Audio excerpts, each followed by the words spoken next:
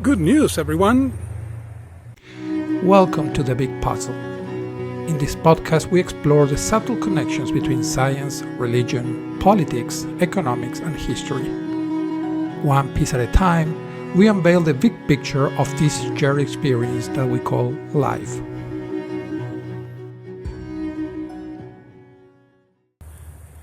Well, if you know me at all, you wouldn't be surprised that one of my favorite TV shows is Futurama. And, if you ever watch the show, you should be familiar with Professor Herbert J. Farnsworth. So Professor Farnsworth is a descendant of Philip J. Fry, but he is also descendant of another famous Farnsworth, and that is Philo Farnsworth. So who is Philo Farnsworth? Well, he is the inventor of the television. And he has a very interesting story, and I want to start today's podcast talking a little about him. So let's start from where is Philo Farnsworth now? Well, here he is. Interesting that, in his tombstone doesn't say anything about his career, but he said he loved his fellow man, right? And then we have his wife Elma here.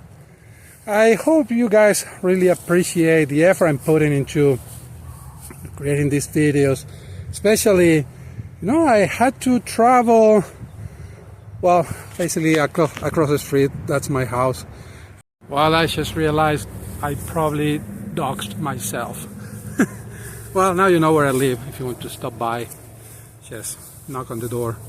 So, Philo, he's an amazing guy, like I said, and he was an inventor, and he got his ideas from what he saw around him. For instance, he invented a television, or to explain it better, a complete process of how to capture images, to transfer them, and to project them, right, in a screen.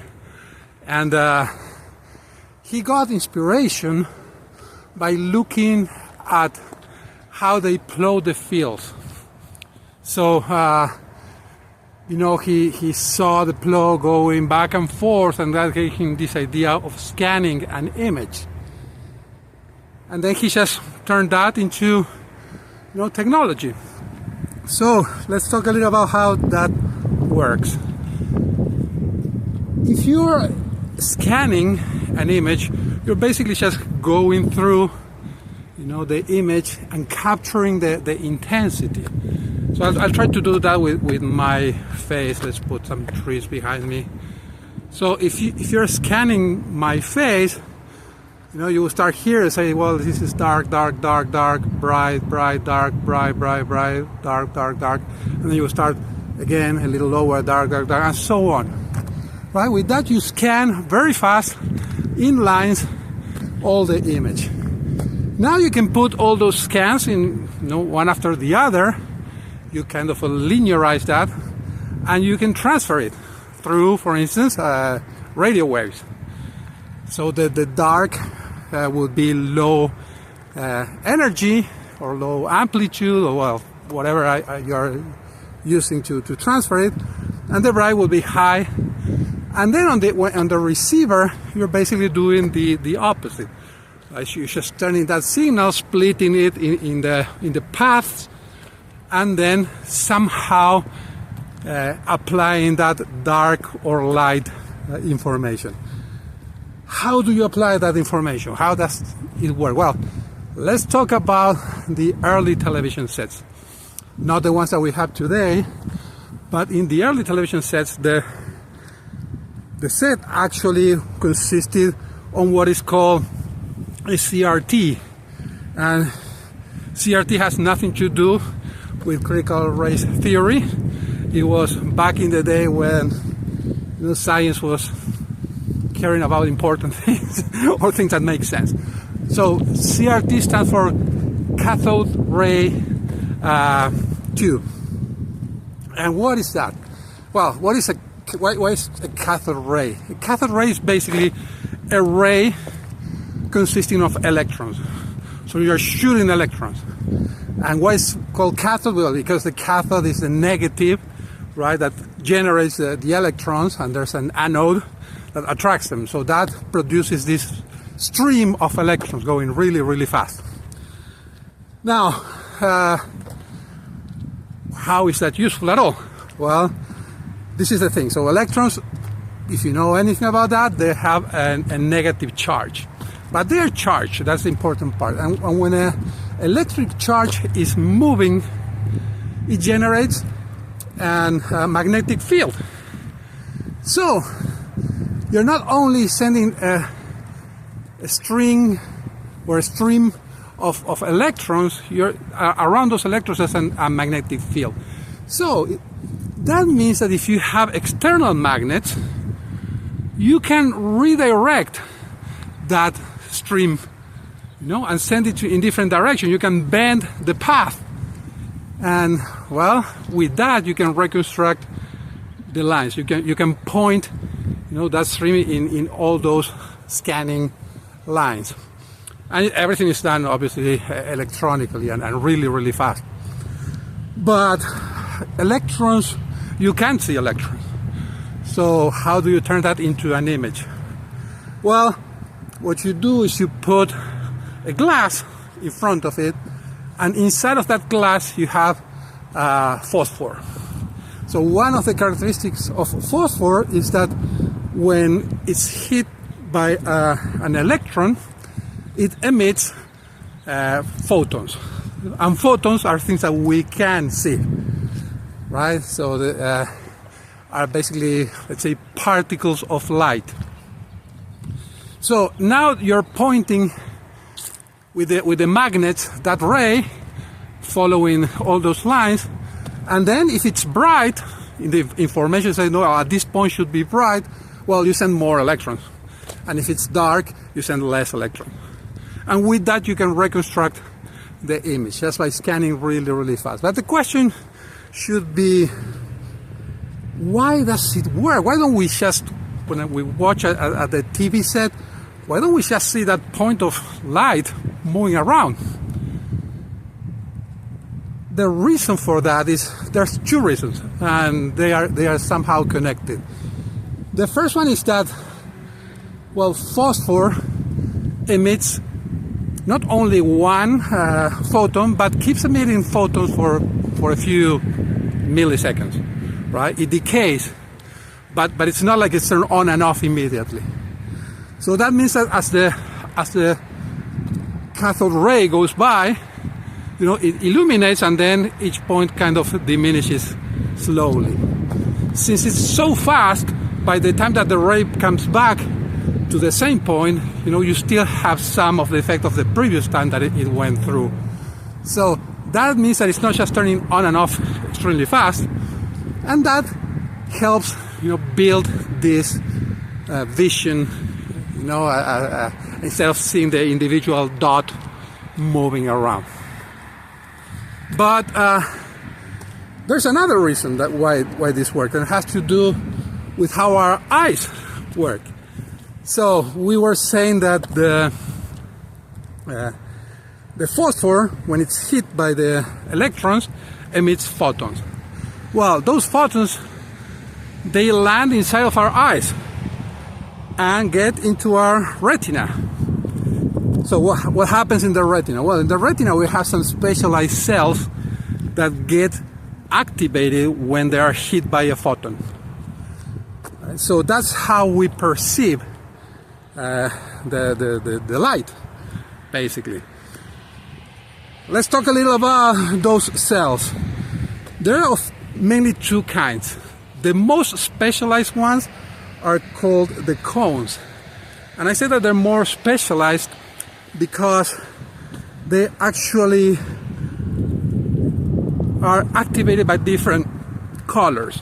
So photons have colors, let's put it that way. We will talk a little more about that later. But there's some of these cells that get activated when the photon is red or close to red, and others when the light is green, and others when the light is blue. And our brain kind of derives the rest of the colors from those three. So RGB, red, green, and blue. There are another type of cells that are specialized differently, let's say. And those are called the rods. The rods get activated by the huge range of colors, but they can't tell which color it is. And also they're way more sensitive. So it requires less photons to activate those. Both of them work together, but mostly, if you think about it, during the day or in conditions where there's a lot of light, you have the cones doing the job, mostly. And that's why you see all the bright colors, the greens and the reds and yellow and blue. All those colors are being captured by the cones in your retina. When it gets dark, those cones don't receive enough photons to activate, so the cones are responsible for helping you. That's why during the night you can't perceive colors. You can still perceive shapes and shades, but not colors. You can't distinguish one color from another because the rods are taking the load. There's also something quite interesting on how they are organized inside your eye. So there's this part of the eye that is exactly behind, what you're looking at, that is called the fovea. I don't know how to pronounce it in English. I guess it's fovea. And the fovea has way more cones than rods. And the rest of the eye has more rods. Why is that? Well, you can think that you are both a predator and a prey. When you are a predator, it's usually during daylight, and then you need to perceive, the colors and everything. Also, the cones are fast, are way faster than the rods, so they receive information faster. So you need that. You need to be, focused and seeing exactly what's in front of you with the most detail possible and everything. So the cones are very important during the day when you're a predator. But during the night, you're a prey. And you need to focus more on your surroundings. So, I don't know if you ever noticed this, but if not, try to do it.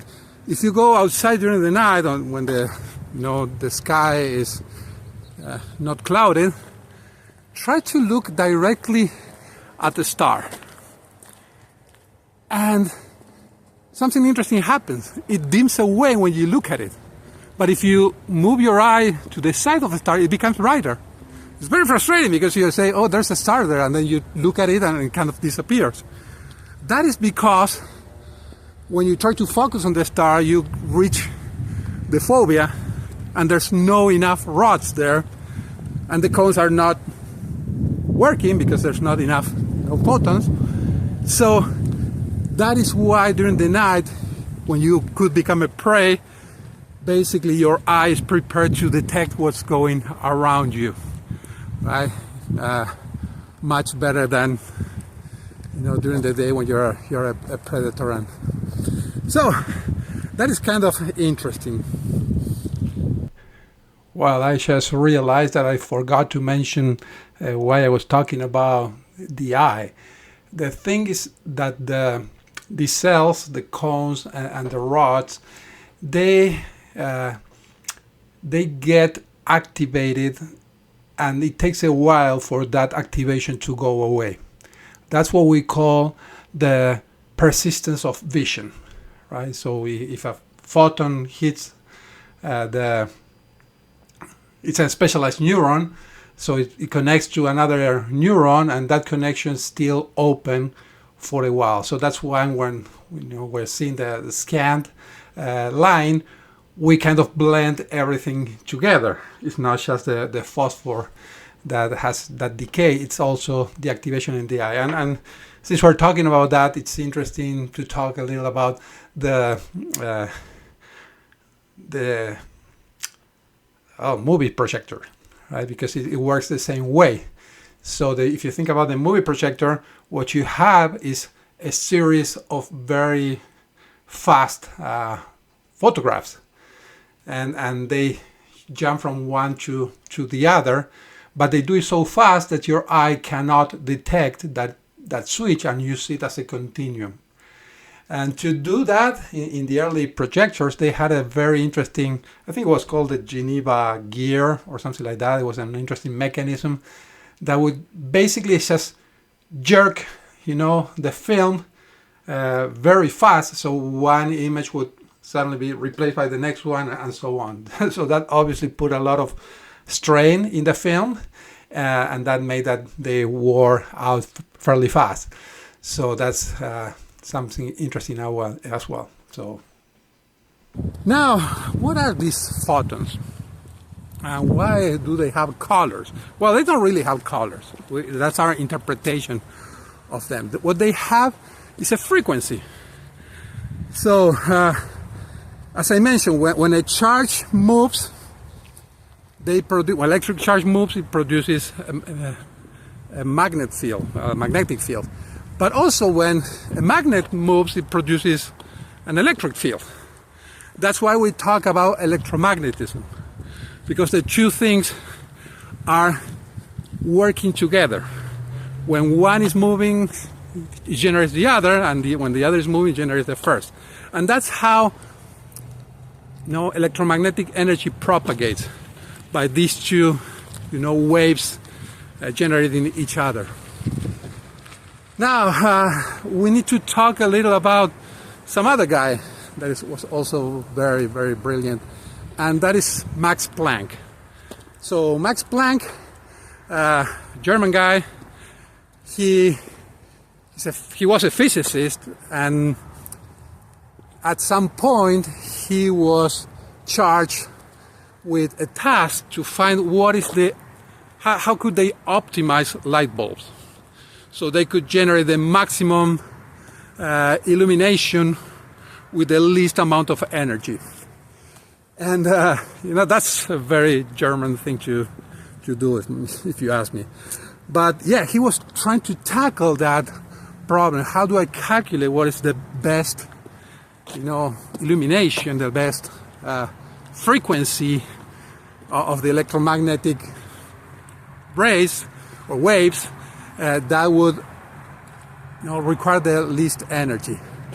And just by accident, he ended up solving one problem that the physicists had for a long time, that was called the ultraviolet catastrophe.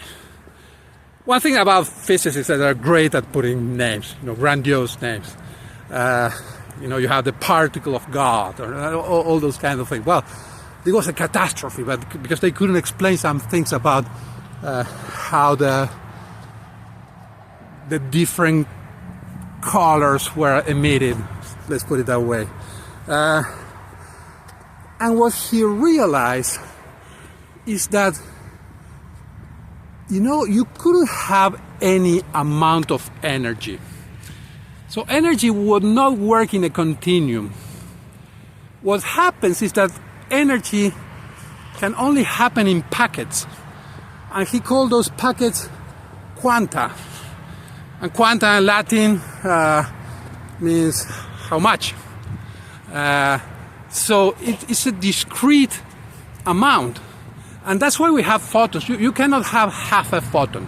So let's say that for a given frequency that it produces the color red, then you require a certain amount of that energy to create one red photon. Then nothing happens until the next photon. So the funny thing is that he was trying to solve a problem and just created this mathematical artifact to solve that problem without any foundation. It's not like he thought, I'm going to invent quantum physics, but it matched perfectly. And it explained a lot of other issues. So Max Planck ended up calculating what we now call the the Planck constant, that basically help to solve that problem, to understand why the energy cannot happen in all the values. It only happens in certain chunks. So later, some people using that same idea, they say, well, that also could be used to explain why, the electrons around the nucleus of an atom, they cannot really be in any place. They can only be in certain places that are called orbitals. And it doesn't look like, it actually happens. The electron just disappears from this orbital and appears in another one. It's not like it moves. It just disappears from this one and it appears in the next one. That is possible according to, these quantum calculations. How weird, right? How unexplainable, and we cannot understand really how that works. Things disappear and appear in another place, but it works. It's the way it works. And to connect everything with everything, when they go from a high energy level to a lower energy level, they emit a photon. That is basically the explanation of the jump in energy. And the photon has a certain energy, meaning that it has a certain color, right? A certain frequency. And also when you emit, a photon,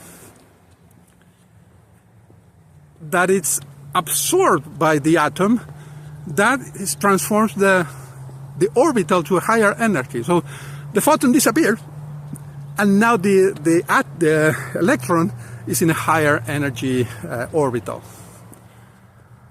Weird, really, really weird. But hear me out. I'm just building some pieces to connect eventually to my idea of why we live in a simulation. But yeah, so that's something interesting. And some other things that people realize, again, doing calculations and using these new theories, was what we call now Heisenberg's uncertainty principle, that basically says that you really cannot tell where an atom or any particle, electron or any particle is. You cannot have the precise location and momentum. Let's think about velocity. If you know the velocity really well, then you cannot know the position. But if you know the position really well, you cannot know the momentum. And that also uses the Planck's constant. So how cool is all of that? But what I'm trying to explain here, if I can, is that this universe is weirder than we can understand. And I think that proves that there's something behind it, right? From Newton mechanics, where, we could explain absolutely everything, well, we reach out to these limits. So we have some limits. And also we have some problems again with having things being continuous. I remember when we were talking about the computer, I don't know, almost nobody watched that video, but I suggest you to go and watch it. And I was explaining how computers have a real big problem with continuous values. They cannot calculate numbers, real numbers, with infinite number of decimals. But also they can only calculate at certain steps, and we talk about how the clock is the way the computer gets synchronized. So again, having problem with continuum. We see it in the computers, but we also see it in the universe around us. Right? Only you have to go very, very small to actually see it. And well, you cannot really see it because There's uncertainty there. So it becomes a probabilistic thing. And again, keep in mind that that idea of probabilistic, because I think in my explanation of how this universe works and why this is a simulation, that probabilistic will become relevant. So what am I talking about all this simulation stuff? Is it important? Not really. It's just for fun. I think that once we come to this universe, we're supposed to try to figure it out. And that is science. Science is about trying to figure it out. The laws, the rules, how everything works. And we have our brains. And if you want to learn a little more about my thoughts on science, well, I have this other video where I talk about science and faith and what I call the false dichotomy. But yeah, we're supposed to figure this out. And my attempt leads me to this idea of a simulation.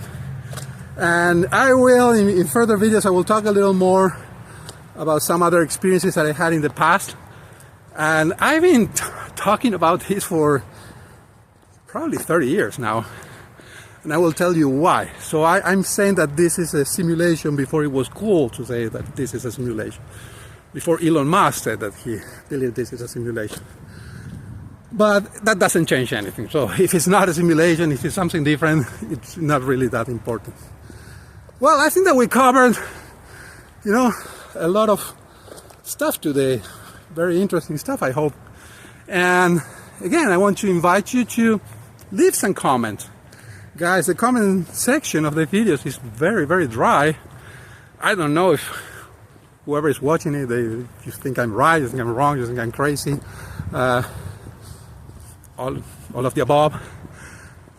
Because now you can be right and wrong at the same time. Thanks to quantum physics. And yeah, please leave some comments. I enjoy the discussion.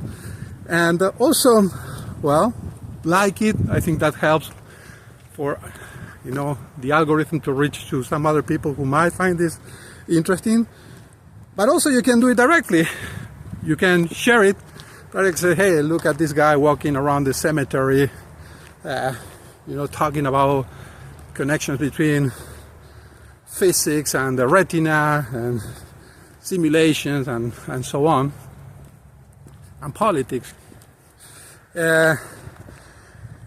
So, and again, if you haven't subscribed, nobody has subscribed for a while, which is sad. I'm not really, this is more for me than for anybody else. I want to put some ideas out there. If somebody likes them or not, well, I still have fun. But if you want to subscribe and keep listening to these things, well, do it. It's very, very easy. And it's free. So that would be it for today.